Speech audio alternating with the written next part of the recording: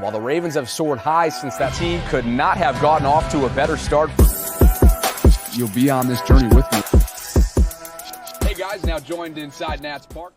So the Ravens decided to pick up Adewale Toa's fifth-year option, and I've got a hilarious, freezing cold take to share with you as a result. So that and more is what I have coming up in this episode, which is presented by my friends at Primary Residential Mortgage. And with that, welcome into the channel. I'm Bobby Trosset, and as always, this is where I bring you Baltimore sports and beyond. This was the news right prior to Sarah and I going live for our lunch hour live stream. It came down the timeline. Not a surprise if you've been following along.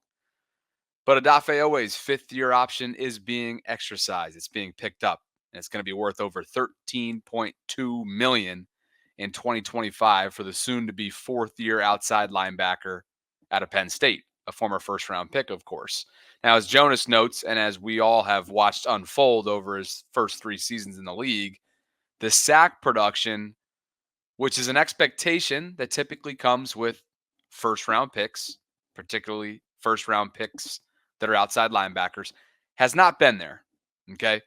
But the pressure rate, right, the win rate, wreaking havoc, and the development of technique, especially with the emergence of Chuck Smith, Dr. Rush, if you will, their outside linebackers coach who's gearing up for year 2, commanding that room, all kind of begs the question of what Eric DeCosta ultimately answered, and that is, are we willing to bet on the development, the ongoing development, the maturation process, and the growth that we see from Adewale, whether it's projections, whether it's flashes of brilliance, whether it's what we see when the lights aren't bright. And they answered that. And they decided to pick up that fifth-year option. Again, $13.251 million for Adewale. Some other notes here. And again, while the sack production hasn't been there, the pressures have been. In Baltimore Ravens communications, they got a brand new Twitter. They compiled via Next Gen Stats the most quarterback pressures by pass rushers from that decorated draft class back in 2021. And Micah Parsons, of course, is on a whole new level. Not with his sports takes, but with his on-field play. 228 so far over 3 seasons.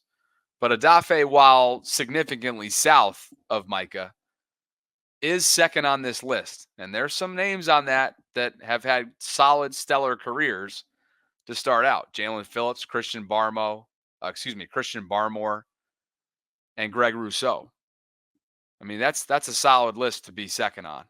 Again, there's a significant gap between 1 and 2, but you get the point. Everything around the sack production, aside from the sack production, I should probably say, has been there.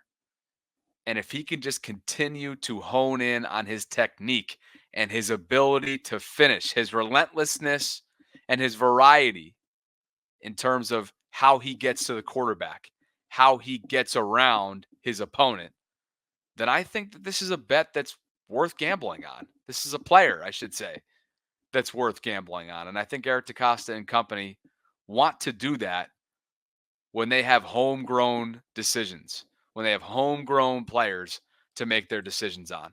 And I thought this research compiled by Jonas Schaefer, does a good job of painting the picture in terms of maybe, just maybe, how the organization is looking at this. And when you ask yourself the question, is Adewale worth that figure? Jonas compiled a few different notes here that, as he says, are eye-catching. Well, okay, Adewale's stats aren't eye-catching, but perhaps these little notes and nuggets are. So the former Ravens, Zadarius Smith, got $11.5 million per year at age 31 after a 5.5 sack season. Okay.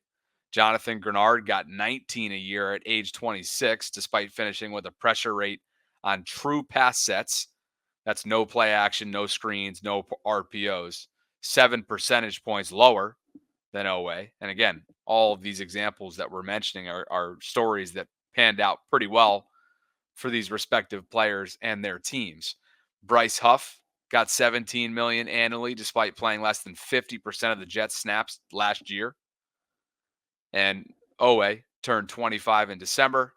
It's going to be his second season working with the aforementioned Chuck Smith. And we have seen flashes of brilliance. We've seen flashes of, damn, not only is that guy the most explosive and one of the quickest, fastest players on the field, but he's one of the most fierce as well. And he can find a way to get to the quarterback. What we want to see from Adafe moving forward, aside from a fully healthy season, is we want to see differentiation. We want to see a continued relentlessness, but more so than anything else, we want to see the ability and hopefully an unwavering, right? An unwavering relentlessness to finish, to get to the quarterback by any means necessary, to beat that double team, to consistently beat single coverage. And I think he's capable of doing that. We've known from the second he's come out of Penn State that this guy is a specimen. He is a physical specimen. He is a God-gifted athletic freak. And unfortunately for him, whether it be veterans like Jadeveon and Kyle taking over last year, or whether it be injuries, or whether it be a slow start right out of the gate his rookie year, even though his rookie season was actually really, I would say, productive, especially for a rookie. It was his sophomore year two, where he kind of leveled off a little bit. But we want to see that. We've seen small little glimpses, and now it's time to put it all together. What's the freezing cold take that has to do with Adewale Toa? I'll share that with you in just a second. But before I do, this episode is brought to you by my friends at Primary Residential Mortgage. And are you wondering if now is the right time to purchase your dream home? Just know that with PRMI, the answer is a resounding yes. They live by the company's slogan of where the primary focus is you. That's their slogan, where the primary focus is you. With processing and underwriting happening in-house and locally, Primary Residential Mortgage is able to provide a smooth settlement from start to finish for you. And with a fresh inventory of listings and favorable market conditions, the spring market is in full swing, which means now is the ideal time to find your dream home. And I've been telling you about this for weeks. Please take advantage of it. There is an exclusive incentive for Bobby Baltimore subscribers only. Right now, through July 1st of 2024, PRMI is going to cover the cost of your appraisal up to $550. You can redeem that by applying through the PRMI Mid-Atlantic website. There's a show notes link that I have included below. Just mention my name as you go throughout the process in order to claim that. You can reach out to the mortgage experts at PRMI today, and they will help you make your dream of owning a home a reality. I trust them. You should as well. There's fantastic people up there. They're up in the Towson branch. My guy Michael, Nas, Zach, just a great crew up there. PRMI is an equal housing lender, MLS ID 3094. Let's keep the conversation moving. And so I stumbled upon this. My guy Spencer Schultz tweeted it out at Ravens for Dummies on Twitter. We all know, or at least some of us in the Baltimore area know and are familiar with Jason La Canfora's work. Former CBS Sports insider. Now he's a local broadcaster and a talk show host for 105.7 The Fan here in Baltimore. Jason's a polarizing figure.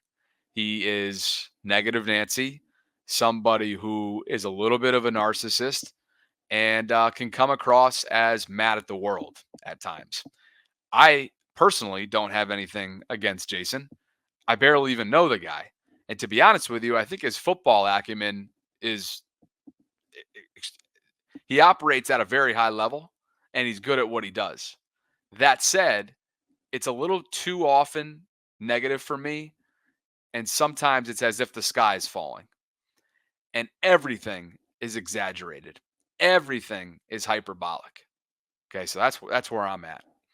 This clip that I'm about to share with you that Spencer screen recorded is exactly that. It's over the top. He gets into these rants and these on-air ruts where it's just like, whoa, just stop. Like even today on Twitter, I was, he was going after Steve Bisciotti, and he doesn't have a great relationship with the organization, from my understanding. He and Eric DaCosta go way back. There is not much of a relationship there whatsoever, and dare I say, there's been bridges burnt. I think that's actually a safe thing to say. But just today, Inside Access's show put up a poll on whether or not the Ravens made the right decision to pick up Adafe's fifth-year option. He quote tweets it and says, "It's not my money. Good on Silent Steve," referring to Mr. Bisciotti. Now, the funny part about that is Steve Bisciotti has not spoken to the media, I don't believe, since 2018. Put the owners' meetings aside. He spoke with reporters off camera at last year's owners' meetings, I believe.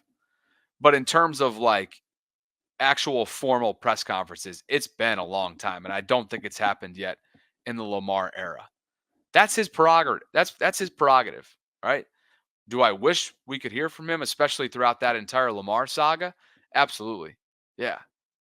But to refer to him as Silent Steve is just it's completely over the top, and it's not doing I can't imagine that's doing Jason any kind of favors in terms of his standing with the organization. Anyway, you ready for a little freezing cold take?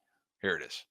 Against Joe Rock, who I saw pitch in Durham and get his face lit off by a bad Jacksonville Jumbo Shrimp team. If you think a few home runs against Mike Montgomery, who I saw with my own eyes in Durham give up lefty home run to 4A player after lefty home run. My kid's got one of the home run balls in the house. Like, that was bad people lighting up bad lefties. If you think 10 at-bats against those bums was what this was all about, then you probably believe the Ravens are picking up fifth-year options on Owe and Bateman as well. All right, let me give you some context here. Again, this was a Jackson Holiday segment. I don't even know what the date was, but I'm sure it was around the time that Jackson was called up, right? And so somehow he blends the two. And here's the end of that again. And at-bats against those bums was what this was all about. Then you probably believe the Ravens are picking up fifth-year options on Owe and Bateman as well. That's never what this was about. All right. Again, I don't even know how it blended between Ravens and Orioles, but clearly that was a Jackson Holiday conversation. For those of you who are following my channel strictly for Ravens coverage and don't pay attention to baseball, Jackson is the number one prospect in all of baseball. He's on the Orioles, and he was just demoted to AAA Norfolk after a 2-week trial run up at the big leagues after he was called up. He really struggled. He was like 2 for 34 or 1 for 34, something crazy like that. So that was that conversation. But at the end, you heard what he had to say. Okay, he's essentially guaranteeing. Let's just do this once more. Was what this was all about. Then you probably believe the Ravens are picking up fifth-year options on Owe and Bateman as well. That's never what this was about. So again, remember, Rashad wasn't even eligible. So that's not a part of the conversation because of showing up to training camp late last summer and all of that, what we covered yesterday. But the Ravens, as we just covered earlier on, did indeed pick up Odafe Owe's fifth-year option, which Jason essentially alludes to there. Did not allude to there. What he was alluding to was the fact that there's no chance. There's no chance in hell, right? Not to put words in his mouth, but it was pretty clear on that clip that he felt like there was zero chance the Ravens are picking up the fifth-year options of these guys. Is there an argument to be made on whether or not they should have for Odafe? Maybe. But I think it was calculated. I think that there's reasons for development and everything else I cited. I think it's the right decision. Okay. Especially when you think about the outside linebackers market as well. It's kind of like with the wide receiver market, not anywhere near that, but it's just like good business, right? Rashad Bateman's under team control for the next 3 years through 2026. It's 15 or 16 million total over the next 3 years. AJ Brown just got 32 per year, 32 million per year. Now, he's not even in the same stratosphere. Rashad isn't even in the same stratosphere as AJ Brown, but who's to say he's not capable of putting together a breakout year, 1,000-yard receiving season coming up in 2024. Ravens are going to be looking pretty damn good in terms of monetary cash, right? In terms of like the team building aspect of things. So anyway, the long story short here is Jason put his foot in his mouth a little bit, acted as if it was a foregone conclusion that the team wasn't picking up that option for Adafe, Rashad included, which obviously, even if he hadn't had that issue with the contract, there's no way they were picking up that fifth-year option based on what he's done production-wise. Adafe, why act like it's a complete foregone conclusion when clearly he is in this team's plans moving forward? Perhaps an extension is done prior to the 2025 season, so they're not on the hook for that cap hit in 2025. But the point is, he's in their plans, and man, it's just, Jason does not do himself any favors with the way that he gets into these. I don't even know what the right word is. It's almost like a tirade. He gets into these tirades with himself. It's as if he's mad at the world. Again, I think he's got a high football IQ. I listen to the Fan quite often. And because of his time at CBS Sports, he's a hell of a guest booker as well. This guy's got a network. There's no question. But time and time again, especially with the local teams here in town, he has just put himself in a situation where bridges have been burnt and they have been set on fire. So anyway, I figured you'd appreciate that. Again, I have nothing personal against Jason, but any chance I get to have a little bit of fun, especially in the freezing cold take category, shout out Spencer for snagging that as well and put it up on social. I appreciate you guys for dropping by the channel. As always, if you haven't already done so, please like this video if you enjoyed the content. Subscribe to the Bobby Baltimore YouTube channel if you haven't already done so. Check out the Vault in the audio-only space. My new revamped 24/7 conversations for all things Baltimore sports is the Bobby Baltimore Discord server. It's free to join. There's an access link in the show notes below. You can hit me up on social media in the meantime on Twitter and Instagram at Bobby Baltimore. The second O in that Bobby Baltimore handle is a 0. Thanks, guys, and a special thank you to Primary Residential Mortgage for sponsoring this episode. I'll talk to you soon.